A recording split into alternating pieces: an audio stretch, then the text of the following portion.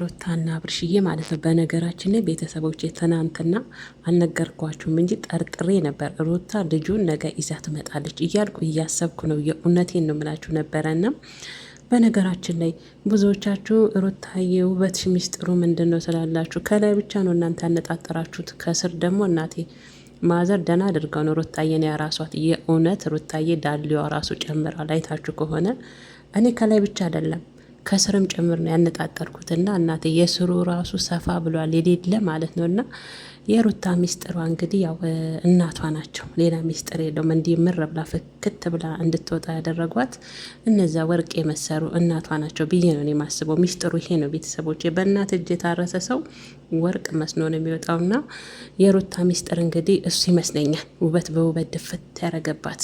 እና ወደ ዋና ጉዳይ ሳልገባ ግን የኔ ቅመሞችዬ እንዴት ናችሁልኝ? ደህና ናችሁ? ሁሉ ሰላም? እንዴት አመሻችሁልኝ? ሁሉ መልካም ነው? እኔ ጋር ሁሉ ሰላም ነው፣ እግዚአብሔር የተመሰገነው። እናንተ ጋር ሁሉ ሰላም እንዲሆን ምኞቴም ነው። ዛሬ እንግዲህ ያው ሩታዬ ያልተጠበቀ ነገር ነው ያደረገችው። የእውነት ሩታዬ አርንቄሻለሁ፣ ጀግኒት፣ አካሄድሽ ጥሩ ነው። አብርሽ እንግዲህ ልጁን ካየ ቆየት ብሏል መሰለኝ። ዛሬ እንግዲህ ሩታዬ ሩም ድረስ እንግዲህ ሕፃኑን ይዛው ሄዳለች። ስምም እንደገና በአዲስ ነው ያወጣችነት። በፊት ስሙ ሩቤን እንደዛ መሰለኝ። አሁን ደግሞ ሉል አብርሽ ተብሏል ማለት ነው። እንግዲህ መግቢያው ላይ ስትናገር እንደሰማት ሉል አብርሽ፣ ሉል ማለት ደግሞ የንጉስ ልጅ ማለት ነው። በጣም ተርጉመዋለች ራሷ ማለት ነው። እና በነገራችን ላይ ሩታዬ ይመችሽ የኔ ቆንጆ፣ ትክክለኛ ስራን የሰራሽው ልጁን ስላሳየሽው ደስ ብሎናል እውነት።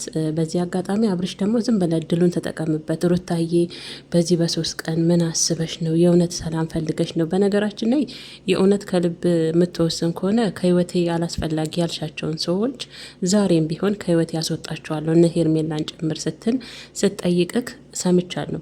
በመጀመሪያ አላስፈላጊ የሆኑ በህይወታችን ያሉ ሰዎችን ከሄርሜላ መጀመሪያ ጀምረን ከህይወታችን ማስወጣት አለብን። ልጃችንን ደግሞ አብረን ማሳደግ አለበት እያለችው ነው አብርሽን። እና አብርሽ ደግሞ እንግዲህ ያው ተስማምቷል። ግን ቆይ የኔና አንቺ ፍቅር መጀመሪያ እኔና አንቺ ሰላም ይቀድማል።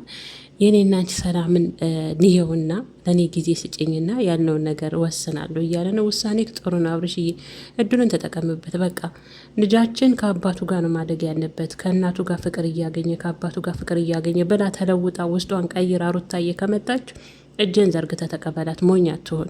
ምንም ቢሆን ደግሞ ቤተሰቦቼ እግዚአብሔርን ነው ምላችሁ፣ የወለደ ሰው መቼም ተለያይቶ መለያየት አይችልም። ልጁ ራሱ ያስታርቃችኋል። እመኑኝ፣ የእውነቴን ነው ምላችሁ። በልጅ ምክንያት መቼም መራራቅ አይችሉም። የወለደ ሰው መራራቅ አይችልም።